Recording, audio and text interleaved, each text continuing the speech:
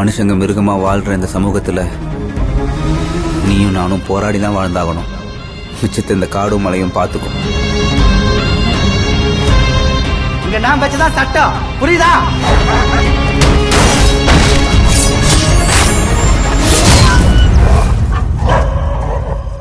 இது unofficial mat. டீட்டெயிலாக சொன்னதான் நான் அடுத்த ஸ்டெப் எடுக்க முடியும்.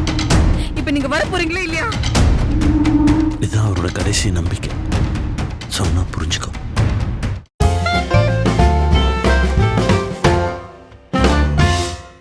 நியூஸ் ஹிமாலயா நேயர்களுக்கு வணக்கம். நான் உங்கள் பத்திரிகையாளர் ஆர்.எஸ். கார்த்திக். என் அருகில் சக்தி சரவணன். வணக்கம். நாங்கள் ரெண்டு பேரும் இந்த விமர்சன விவாதம் வீடியோவில் பேச இருக்கிற படம் மழையில் நனைகிறேன். மழையில் நனைகிறேன். எவ்வளவு ஆஹா, அற்புதம். ஏன் நேராக தூக்கிட்டீங்க? அப்புறம் என்னையா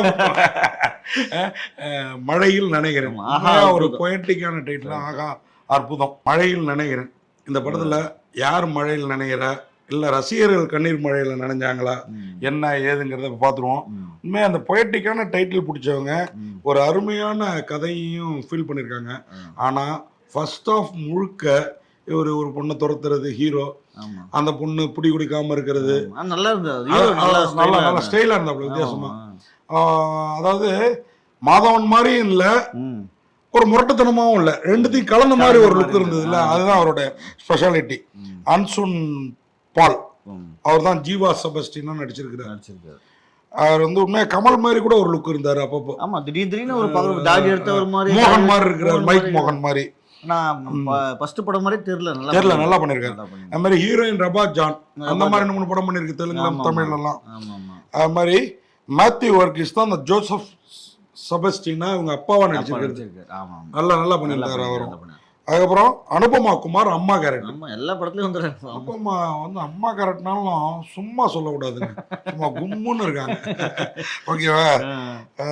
இல்ல அவங்களுக்காக இன்னொரு படத்தை பார்க்கலாங்கிற லெவல்ல ஒரு அம்மா கேரக்டர் நம்ம இன்னொரு வயசு இன்னொரு முறை பார்க்கலாம் அப்படின்னு. ஆனா பாரு, அப்ப உனக்கு பிடிக்கலையா?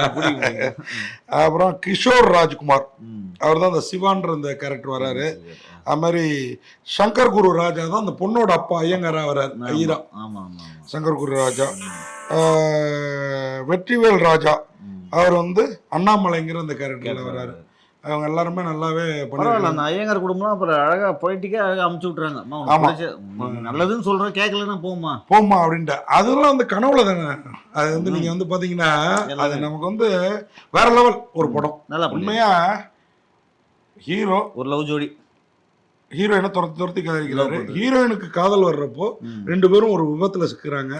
விபத்துக்கு அப்புறம் இவங்க காதல் கல்யாணத்துல முடிஞ்சுதா இல்ல குடும்பம் வாழ்ந்தாங்களா, என்ன பண்ணாங்க? காதல் மழையில நம்மளையும் நினைய வச்சு அவங்களும் நினைஞ்சாங்களா, இல்ல கனவு மலையிலேயே வாழ்ந்து முடிஞ்சாங்களா அப்படிங்கறதாங்க அந்த படத்தோட கதையும் களமும். இதுக்கு வந்து அப்பா அம்மா அவங்களோட எதிர்ப்பு, போக்குவரத்து எல்லாமே வேற லெவல்ல இருக்குது. இத நாம சொல்ற மாதிரி ஷார்ட் அண்ட் ஸ்வீட்டா சொல்லியிருந்தா இந்த மழையில் நினைக்கிறேன் இன்னும் பெருசா இருந்திருக்கும், நல்லா இருந்திருக்கும். இவங்க கொஞ்சம் அந்த காலத்து பாணியில சொல்லியிருக்கிறாங்க. ஏன்னா கதை வந்து புதுசா சொல்றேன்னு சொல்லிட்டு ஸ்கிரீன் பிளேவை பழசாக்கிட்டாங்க. செம்மையா இப்ப நீ பாயிண்ட் அருமையா பிடிக்கிறப்பா. உண்மையாவே நான் உன்னோட சீனியரா இருக்கலாம், நீ கரெக்டான பாயிண்ட் எடுக்கிற. இப்போ இது சொல்றதுக்கு ஒரு இது ஒண்ணு புரியுதுல உனக்கு. நான் பல விஷயம் சொன்னாலும் ஒரே வரியில நீ அதை வந்து அழகா மேட்ச் பண்றீங்க. ஏன்னா நம்ம படம் பார்க்கறப்ப ஏன்னா ஃபீல் பண்றீங்களா? கேமரா ஒர்க் என்ன மாதிரி இருந்தது, மியூசிக் சூப்பரா இருந்தது. உண்மையா கேமரா ஒர்க், மியூசிக், இந்த ஹீரோ இவங்க எல்லாருமே ஒரு ரிச்சா இருந்தது படம் பார்க்கறப்ப. நம்ம அவங்க அப்பா அம்மாவோட அந்த கண்டிஷன், அவங்க காட்டுற கண்டிப்பு காதலுக்கு அதெல்லாம் வந்து வேற லெவல்ல இருக்குது. உண்மையாவே இந்த மாதிரி படங்களை வந்து இன்னும் கொஞ்சம் அழகா பண்ணி இந்த மாதிரி டேட்டில் தான் நான் யோசிக்கிறது. யாருக்குமே அவங்க பெத்த குழந்தை அவங்களுக்கு வந்து நல்ல குழந்தையா தான் தெரியும். அதை ஒரு 4 பேர்கிட்ட காமிக்கிறப்பதான் குழந்தைக்கு மூக்கு கொஞ்சம் நொல்லையா இருக்குது, கண்ணம் கொஞ்சம் குழி விழாம இருக்குது இப்படின்னு ஒரு 2 குறைய சொல்லுவாங்க. அப்ப நம்ம திருத்திக்கலாம். அந்த மாதிரி ஒரு குழு வச்சு இந்த மாதிரி படங்களை, ஏன்னா நான் பெத்த பிள்ளையோட குறை எனக்கு தெரியாது இல்லையா? கண்டிப்பா. அதை ஒரு 4 பேர்கிட்ட காட்டுறப்பதான் உன் பிள்ளை என்னப்பா கர்லிங்கர் தான், ஆனாலும் வாரி விடணும் அப்படிங்கிற மாதிரி சொல்லுவாங்கல்ல. அந்த மாதிரி ஒரு குழு வச்சு இந்த மாதிரி படங்களை கொஞ்சம் அந்த இது பண்ணா எப்படி சென்சாருக்கு ஒரு குழு இருக்குதோ அந்த மாதிரி இந்த மாதிரி படங்கள் சார் இது இப்படி பண்ணா நல்லா இருக்கும்னு ஒரு ஐடியா கொடுக்கறதுக்கு ஒரு குழு இருந்துன்னு வச்சுங்க தமிழ் சினிமாவில் இந்த படம்லாம் நல்லா ஓடும். உண்மையில நான் இவ்வளவு பணம் போட்டு எடுக்கிறாங்க, 4 பேரை காட்டுறதுக்கு நான் ஒருத்தரோட கற்பனை கருத்து டிஸ்கஷன் நீங்க 10 பேரை வச்சுட்டு இருந்த காலம் போய் இப்ப நீங்களேங்கிற முடிவுக்கு வந்தீங்க. அப்ப டிஸ்கஷன் முடிஞ்சு படம் எடுத்து முடிச்ச பிறகு ஒரு 10 பேர்ட்ட காமிங்களா, 10 பேர் காமிச்சு சரியில்லை கட் பண்ணிட்டு சென்சார் காட்டு, சென்சார் மறுபடியும் அனுப்பு, சென்சார் குழு சொல்றத கட் பண்றல இந்த குழு சொல்றத அதுக்கு முன்னாடி கட் செய்யணும். அதுதான் அப்படி அப்படி செஞ்சா பண்ணிருந்தா ஓரளவுக்கு எல்லா படமும் நல்லாவே ஆயிடும். ஆனா இந்த மாதிரி 12 படத்துல ஒரு படமா வந்தா நாம ஒண்ணும் பண்றதுக்கு இல்ல. புரியுதா உங்களுக்கு? இந்த வாரம் 12 படம் ரிலீஸ் ஆகும். ஓகேவா? எல்லா படமுமே ஓரளவு நல்லா இருக்கு. இப்ப நம்ம 4 படம் பார்த்துட்டு வர வரைக்கும் எல்லா படமுமே நல்லா இருக்கு. டப்பான படமும் நல்லா இருக்குது, தப்பான படமும் நல்லா இருக்குது. ஓகேவா? இந்த படத்துக்கு வந்து story, screenplay, direction D Sureshkumar உண்மையா வேற லெவல்ல யோசிச்சிருக்கிறாரு. நாம சொன்ன மாதிரி நீங்க தான் கதையா நல்லா யோசிச்சிருக்காங்க, திரைக்கதையா கொஞ்சம் கோட்டை விட்டுருக்காங்க. ஆனா வந்து சீன்ஸ் எல்லாம் நல்லா புதுமையா இருக்குது, டிஃபரெண்டா இருக்கு. விஜி அண்ட் கவின் பாண்டியன் வந்து இந்த படத்துக்கு டயலாக் எழுதியிருக்காங்க. டயலாக் எல்லாம் கூட இருந்தது. மியூசிக் டைரக்டர் விஷ்ணு பிரசாத் உண்மையா அருமையா போட்டிருந்தாருங்க. பொயட்டிக்கான படத்து சாங் நல்லா, எல்லா பாட்டுமே நல்லா இருந்தது. ஜே கல்யாண் அவர் தான் வந்து இந்த படத்துக்கு வந்து ஒளிப்பதிவு. டிஓபி வந்து குறைய சொல்ல முடியாது. இந்த படத்தை நமக்கு ஒரு கௌதம் வாசுதேவ் ஸ்டைல காமிச்சதுன்னா அவரோட டிஓபி தான் காரணம்.